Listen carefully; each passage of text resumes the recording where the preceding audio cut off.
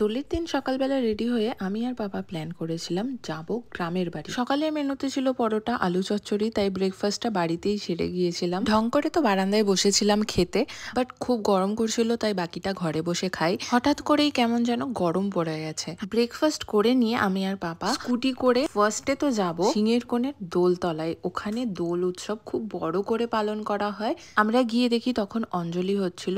এখানে ভোরবেলায় কিন্তু দেবদোল খেলা হয়, আর এইটা হচ্ছে ঠাকুর বাড়ির ভেতরটা। সিংহের কোণ থেকে আমাদের গ্রামের বাড়ি অল্প কিছু রাস্তার দূরত্ব।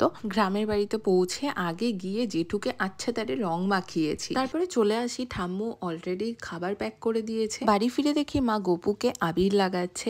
আজকে আমাদের অফিস হাফ বেলা খোলা আছে, আর সবাই মিলে একসাথে আমরা লাঞ্চ করে নিলাম। এরপরে রং খেলা হবে। পলাশ আর সৌরভদা যেহেতু আসবে না, তাই ওদেরকে আগের দিনই আমি রং মাখিয়ে দিয়েছি। আর জিদ্দাকে তো পুরো ভূত বানিয়ে দিয়েছি। জিদ্দার জন্য স্পেশালি বাদর রং আনা হয়েছিল, যেটা সহজে উঠবে না, ঘষে ঘষে একদম লাগিয়েছে। প্রাপ্তির বাড়ি গিয়েও রং খেলা হয়েছে, বেশ মজা হয়েছে। আজকে মিনি ভ্লগ এইটুকুই। ভালো লাগলে অবশ্যই লাইক, শেয়ার আর সাবস্ক্রাইব করে যেও। কমেন্ট করতে ভুলো না কিন্তু।